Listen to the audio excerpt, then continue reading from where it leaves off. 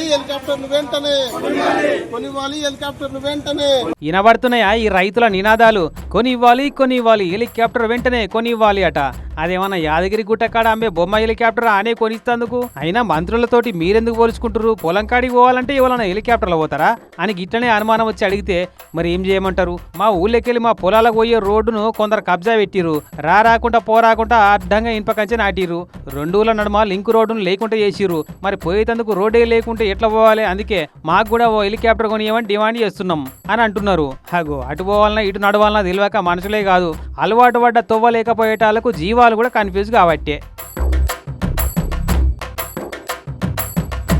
యాదాద్రి భువనగిరి జిల్లా ఆలేరు మండలం బౌద్దూరుపేట గిరిజన రైతులట వీళ్ళంతా. అక్కడి ఎంఆర్ఓ గారికి జిల్లా కలెక్టర్ ఆఫీస్లో కూడా వినతి పత్రాలు ఇచ్చి మా సమస్యకు పరిష్కారం చేసి మాకు తొవ్వ చూపెట్టురు, లేదంటే పొలాల కాడికి రాకపోకల కోసం మాకు ఒక హెలికాప్టర్ అన్న కొనిపెట్టురని కోరుకుంటున్నారట.